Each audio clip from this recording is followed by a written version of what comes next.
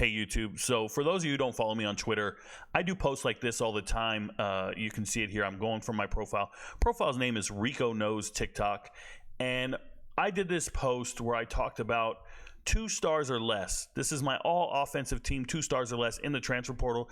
These are current players in the transfer portal, or they were in the transfer portal, and they're committed to schools, and I think they're difference makers.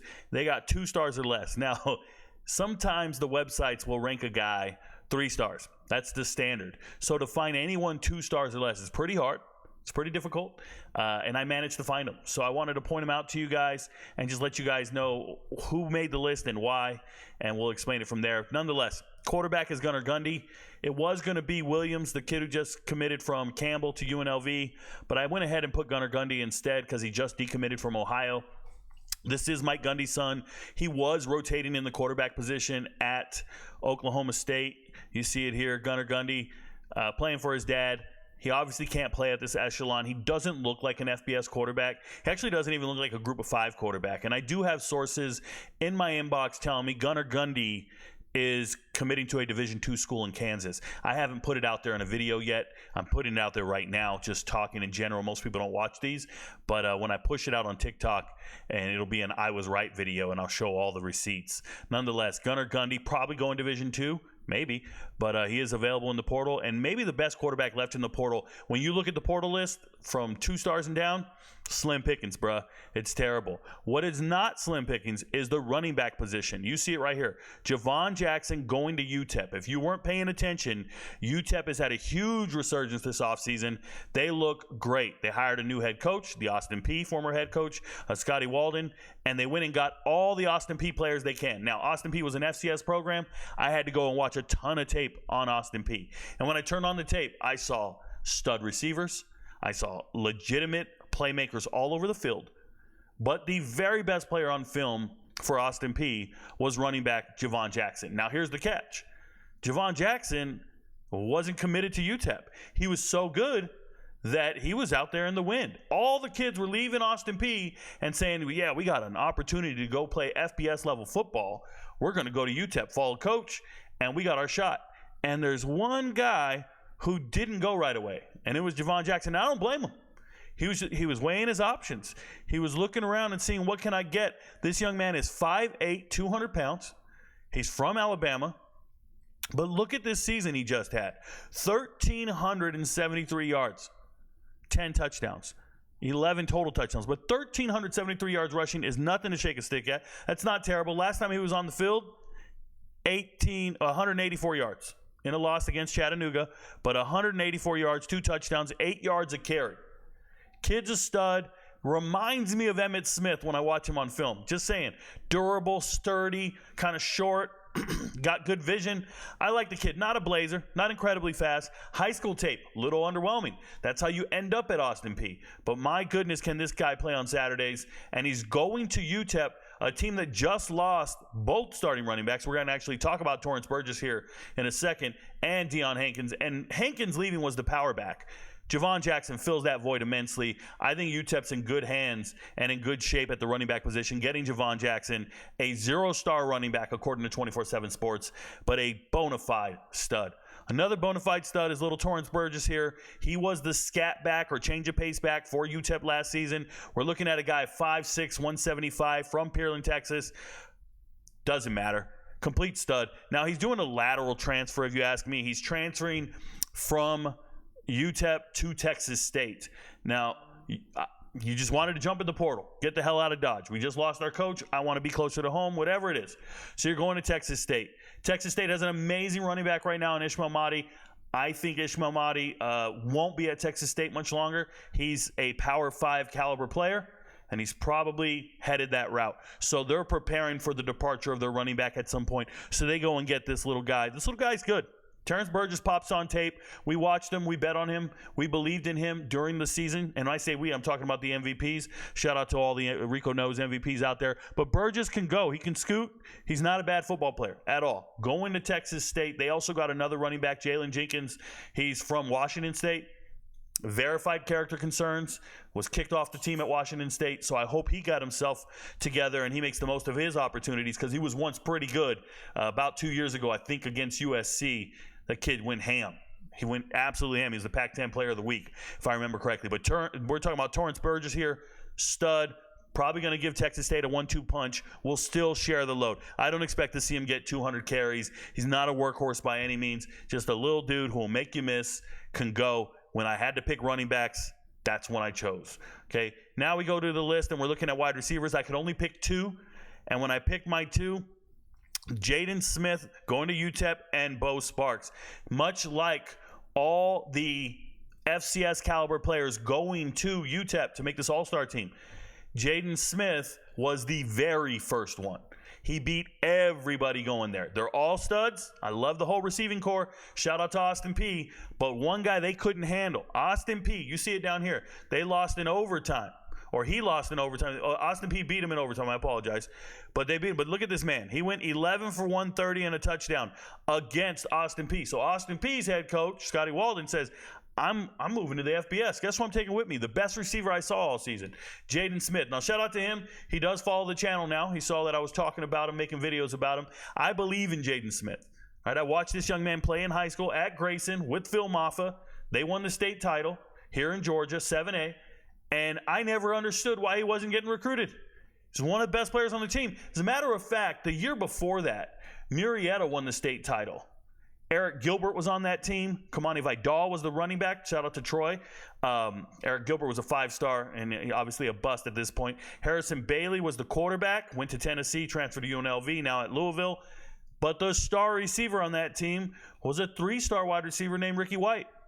And they kept talking about 5 stars and 4 stars all over the place. B.J. Ojulari was also on that team as well. Defensive end. He's already in the NFL, got drafted out of LSU. The team was stacked. And one of the star players nobody talked about was Ricky White, 3-star wide receiver. He ends up dominating the state championship game. I'm looking around going, this guy's amazing. Went to Michigan State. Couldn't start over Keon Coleman and Jaden Reed. No shame there. He left Michigan State. Where'd he go? Transfers to UNLV, and he's 1,400 yards later, he's one of the leading receivers in the country. Sometimes these Georgia receivers get ignored. And everybody's talking about their teammates, and I'm looking around going, what are we doing? Jaden Smith is great. He's not a burner. Not a 4-3, low 4-4 guy. No, this is a 4-5 guy getting open. You know who he reminds me of? He reminds me of a smaller JSN. Runs good routes. He's always open. And people think I don't like JSN. What I don't like is JSN getting drafted in the first round. Love him in any other round. Feel the same way about Jaden Smith. I think he's a good football player. You see it here, back-to-back 700-yard seasons. Gonna go to UTEP. Gonna be a problem. Love the hard work. And UTEP's whole culture just flipped in one offseason. I'm excited to see it. You just wait, MVPs. You're going to be like, what? We're picking UTEP? Yes, we are. Shout out to Jaden Smith. The other receiver is Bo Sparks. Freshman, 5'11", 180. 5'11", 180, Bo Sparks, leaving Utah Tech. He's from El Paso. He only did one freshman season over there. Now, why do Utah Tech receivers keep leaving and going to Texas State? Well, it had to do with Craig Stutzman. Now that Craig Stutzman's left Texas Tech, he was the former offensive coordinator there at Utah Tech. Now he's gone to San Jose State. I don't know if Bo Sparks jumps in the portal after the spring and leaves to San Jose State. Or does he stay and carve out a career there in Texas State? At Texas State, I apologize. Same thing with Joey Hobert, the wide receiver for Texas State. But this is a young little kid. This is a young little dude, man. 5'11", 180, 0 stars. Look at those stats this year. 73 reception. Call this man Waffle House. He's always open. 73 reception, 661 yards. Yes, it's only 9 yards of reception. I know. He's just getting a little bit, Rico. No big deal. It is what it is. 7 touchdowns. Get in the right offensive scheme. He'll route you up. Shout out to Bo Sparks. I'm excited to see what he can become at Texas State. Now we get to the offensive line. Talk about slim pickings.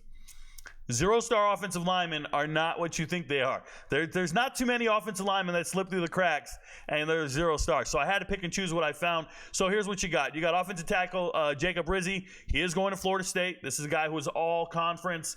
Being all Ivy League isn't that impressive, just so we're all aware. But he was second team all Ivy League 2 years ago. Last year he was first team all Ivy League. Cool. Wrestled in high school.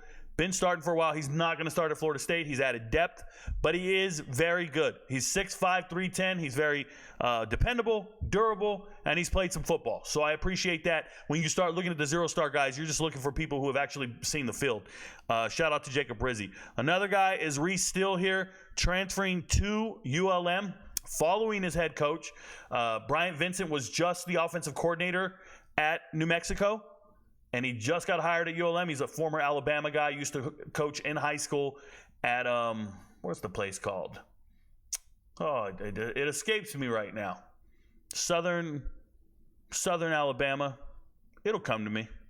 He used to coach in Alabama in high school, was the offense coordinator at UAB, didn't get hired to be the head coach, long story. Went to New Mexico for a season, got his year in New Mexico. Now he's back at ULM. So if you see a bunch of Nevada players going to ULM, they're just following their old head coach. This is a former JUCO All-American honorable mention, let's be clear. And then he was pretty decent this season for New Mexico. So coming over, big kid, 6'4", 301. He is a starter. I'd imagine he either adds depth or he starts for ULM. And that high school that keeps coming to me, it's on the tip of my tongue, man, and it's killing me. Alabama. Ah, man, that's terrible. That should never happen to me.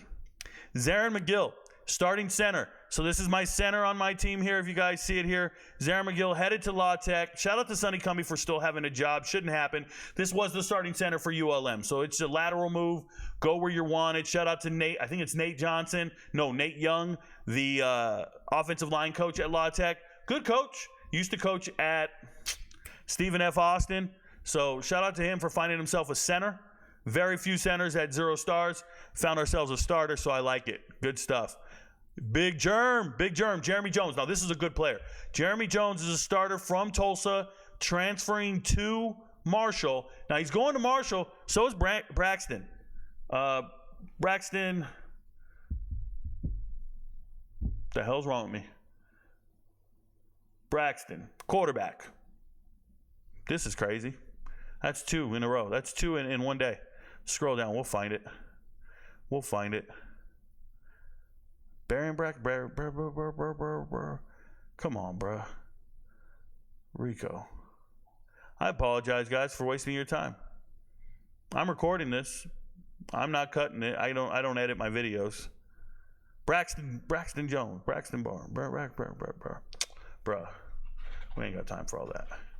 Tulsa football stats. Can we say the name? Braylon Braxton. Hey, tripping, cuz. Braylon Braxton. Okay, so quarterback Braylon Braxton is transferred from Tulsa to Marshall, and he's taking his right tackle with him. So shout out to Big Germ. That's one of my guys. I said right tackle. Why do I have him down here at offensive guard? I don't know. Is he moving inside? I might have did some research on that. The other guy that's left, the last tackle I could find on the 0-star list, 2 to 0 stars, is Kamar Missouri, leaving Rutgers. He started 4 games for Rutgers this year. I think he's caliber. He's a Power 5 guy. He's a Power 5 guy. Just couldn't make it.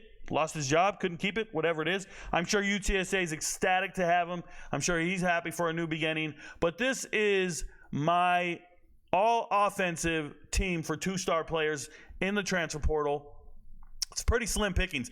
But what you guys might not be aware of is I have a 2-star all-defensive team as well. And I'll be making a video on that probably tomorrow. So I just wanted to make you guys aware. I do go out here and I make posts for everyone to see every single day on Twitter. Get to Twitter, watch my posts, follow the channel.